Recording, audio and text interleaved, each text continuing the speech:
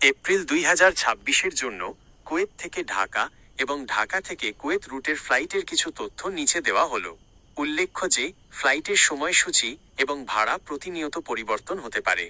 Kuwait KWI থেকে Dhaka, DAC Kuwait Airways এবং Jazeera Airways সাধারণত এই রুটে সরাসরি ফ্লাইট পরিচালনা করে।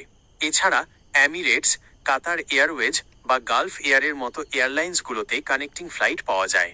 এপ্রিলের মাঝামাঝি সময়ে সরাসরি ফ্লাইটে যেতে প্রায় 5 থেকে 6 ঘন্টা সময় লাগে।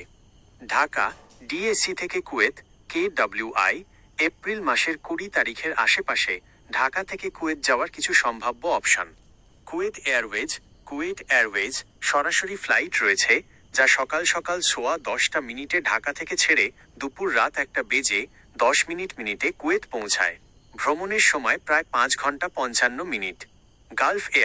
গালফ এয়ার বাহরাইনে যাত্রা বিরতি সহ লেওভার এই ফ্লাইটে কুয়েত পৌঁছাতে প্রায় 11 ঘন্টা সময় লাগতে পারে। এর আনুমানিক ভাড়া 1,14,963 টাকা থেকে শুরু।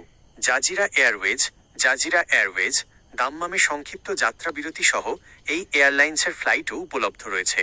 পরামর্শ: 1. ভাড়া যাচাই, সঠিক এবং সর্বশেষ ভাড়ার জন্য সংশ্লিষ্ট এয়ারলাইন্সের ওয়েবসাইট বা নির্ভরযোগ্য ট্রাভেল এজেন্সিতে চেক করার অনুরোধ রইল। 2. অগ্রিম বুকিং, রমজান বা ঈদের সময়ের কারণে এপ্রিল মাসে টিকিটের চাহিদা বেশি থাকতে পারে, তাই আগেভাগেই টিকিট বুক করে রাখা ভালো। 3. অন্যান্য এয়ারলাইন্স: আপনি চাইলে এয়ার অ্যারাবিয়া বা ইন্ডিগোর মতো সাশ্রয়ী এয়ারলাইন্সগুলোর কানেক্টিং ফ্লাইটও দেখতে পারেন।